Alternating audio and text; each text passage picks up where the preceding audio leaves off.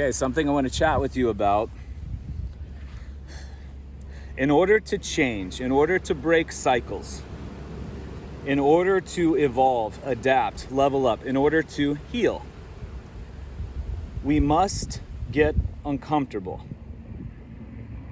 In order to create change, the body is designed to experience discomfort and adapt. If it never experiences discomfort, it doesn't know to adapt. And that's scary to some people because some of the stuff we're trying to heal from is pretty gnarly. Deaths in the family, divorce, job loss, you name it. There's a lot of things that whatever you're going through, somebody's been through worse. Interpreted worse stimulus. But the work needed, even if it's a grade 2 ankle sprain or a tear off your hamstring, the work needed has to be greater. The stimulus from the effort we do in healing needs to be greater than the stimulus that created the environment that isn't our best self, or that we would call, allopathic doctors will call sick.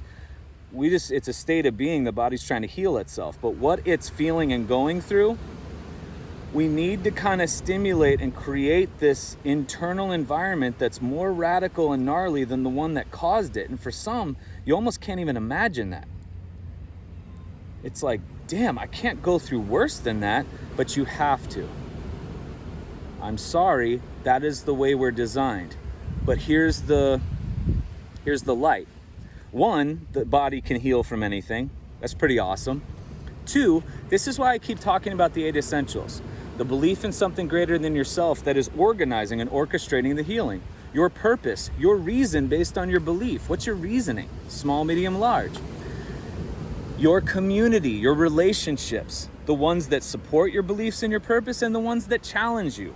That put a mirror up in front of your face and call you out when you're being a punk. Sleep and naps to allow this hormonal shift and regeneration to occur so we plug ourselves in at night. Breath, meditation, and prayer to connect with that belief in something greater than yourself. Get more instructions. Allow our subconscious to kind of lead the way.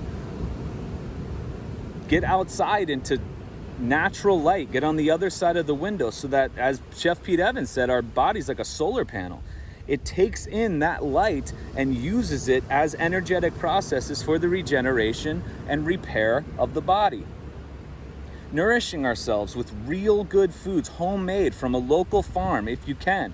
We must start frequenting local farms. You got to make your meals now from scratch a majority of the time. And then moving our bodies so we integrate it all together, because every cellular process involves some sort of movement of some kind. We do those 8 so that we can handle the bottoming out, or the real emotionally changing, where our feelings are going to be involved. And it doesn't matter whether it's mental health, physical health, spiritual health. We need to feel in order to heal. So we're going to feel a lot if we need to heal a lot. But that's why we have our community. That's why we have that belief. So we know that something's behind us. We trust it. We have faith in it. We have our purpose, and that's our reason for doing it. We respect sleep, and we have a regiment where we go to sleep, and our sleeping environment's cave-like and cool and dark and silent. We get outside often for the reason of preparing our environment to heal inside, to handle this. We nourish ourselves. We move our bodies. We do all this because the stimulus to ideally, optimally finish healing is going to be greater than what injured you in the first place. And then what happens, your level of perception, if stimulus comes in and this was your level and that's what broke you before, you just bumped it up. Now that previous interpretation, maybe it's traffic, maybe it's an argument with a spouse, maybe it's a kid crying, maybe it's a project at work you're not really good at and it kind of broke you. Well, now your threshold's up here. These things don't break you anymore. Now you have extra energy to spend on the things you want to spend them on, because you're not constantly focused on, oh my God, worrying about the 50 things. You can level up and ultimately finish the process of healing to where you're not aware of it, at least. It's not symptomatic. You're not feeling what's going on. Right now, my body's beating cancer. I don't know it. I don't feel it. but it's doing that. I don't need to be aware of it. I don't need to see it. I don't need to test for it. I know that's how it works. That's what the immune system does. There's bugs and creepy crawlies all inside of me. Dude, we're good. The microbiome is part of this whole teaching process.